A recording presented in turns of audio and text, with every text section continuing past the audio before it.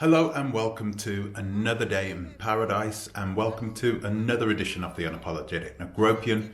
In today's video, guys, it's late on a Monday evening, but everybody's back to work, everybody's back at school, and I thought I would sit down with you guys to have a nice little chat. In today's video, I wanted to speak a little bit about my channel, right? And the way it is formulated. So you guys know that I find people from all over the world that have gone back to Africa. And for one reason or another, all these people tend to be scammers, or they tend to be people who are there for the wrong reasons. Now, guys, one thing I don't normally do is go back into the history of these people, because in general I don't know where these people have come from. But normally when I have the opportunity to look at the history of people, where they have come from and what they have done and the reasons why they have come to Africa to do their scamming, it's only then that I would realize that these people are actually much worse than what we actually think. It's very unfortunate that we're in this position where we are having to keep an eye over people who are coming back from the diaspora to rob us of our money, or to give us products and services that are below par. So why do they do it? Why move halfway around the world to do their scamming? It's because they have the opportunity to live a better life. But you got to remember, they've got to actually make that journey. They've got to pick up their sticks and actually move across the water. And many of the times in which these people are doing it, it's not like they're doing well in the diaspora. I guarantee you, if most of these people were doing extremely well in the United States or in Jamaica or back in the UK, I can almost guarantee you they wouldn't be moving to the Gambia. The reason they're moving is because there is an opportunity there to make themselves rich and to live a better life, and to also start a new life, a life where they don't have a criminal record, a life in which people look at them differently, like they are on a different plateau. All of a sudden, they are the de facto white people when it comes to them moving to the Gambia or to Ghana. So you got a lot of these Ghanaians and you got these Gambians calling us two babs. Well, there's a reason for that, and that's because most of these scammers, when they move over to Africa, they begin to act like them.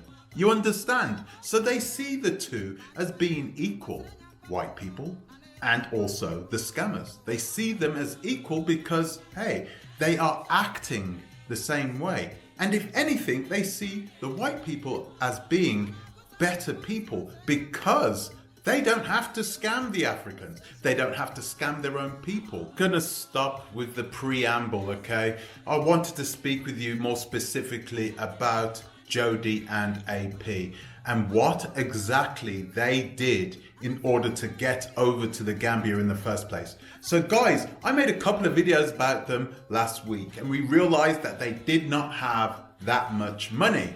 They were struggling, right? So why were they struggling?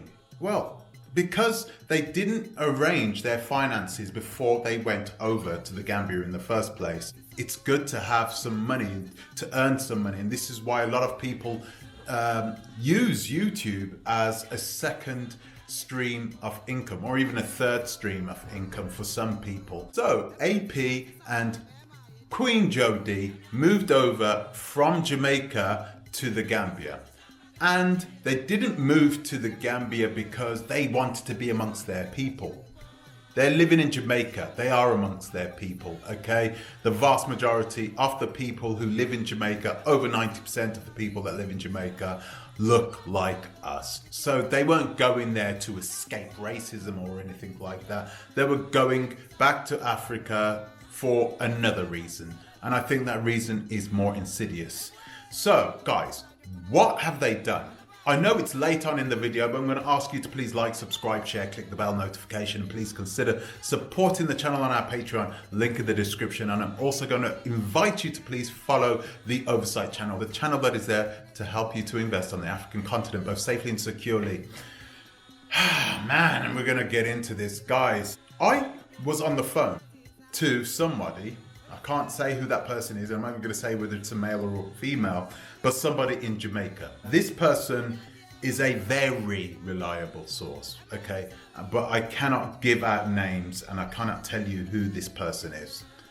So this person has gone ahead and told me how AP and Queen Jodie managed to muster the bit of money together to make their way over to the Gambia and have a bit of money in their pocket. And the way they did it is going to surprise some people. The way they did it is they managed to steal the money. Allegedly, they stole the cash from AP's father and mother-in-law. This is a crazy accusation for this person to say to me, okay? But this person has no reason to lie. Not that I know of. This doesn't change anything. It's still an accusation. And both AP and Queen Jodie are absolutely innocent, right? Until I can prove otherwise, right? This is the court, right? This is like the court of public opinion. And I need to get it out there, because if this is true, then AP and Queen Jodie have a lot of explaining to do. Not just to me, but to all those people who follow them on their YouTube channel, to all those people who trust in them, who rely on them when they are doing business deals with them, land deals, property deals. This is important, because if this is true, then AP and Queen Jodie should never be trusted under any circumstances. I'm putting this on YouTube in order to reach out to people. If Queen Jodie and AP, if they want to come out and if they have something to say about this, this is their opportunity to reach me on tuntalks@gmail.com. They can send me an email there and we can talk about it. Because if I don't speak to them about it, I'm going to speak to their parents about it. Because I do have the ability to contact their parents. And I shouldn't say their parents, it's AP's father and his mother-in-law. I do have the ability to contact them, at least his father anyway. I'm not sure about the mother-in-law. It's not something that I want to do. I don't want to start prying in other people's business. I don't think that's fair. But if this has actually happened, boy, oh boy, oh boy, I'm going to have to really lay it down with them. I would have to do a lot more research into why these people managed to do something so heinous, so cold-hearted to their parents. Why would you do something like that to somebody that gave you life and brought you into this world? Why would you even then leave them in the lurch? There are many questions that need to be asked about this. And what I don't want to do from a Jamaican to another Jamaican is blast you. You understand? Let it get to the point in which people are bringing me the evidence and saying, hey, he absolutely did it. I don't want that. I don't think that would be a nice position or a situation for Queen Jodie and AP, two people who have been struggling for the past year and who are finally starting to see the light at the end of the tunnel.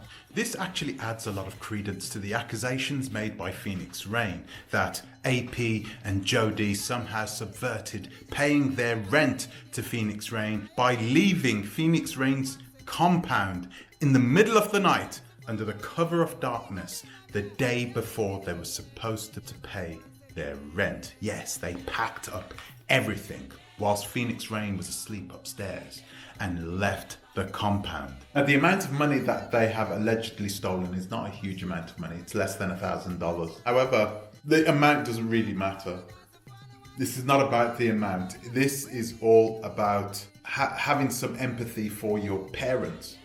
Something that people will 90% of the time naturally have, and that he genuinely doesn't.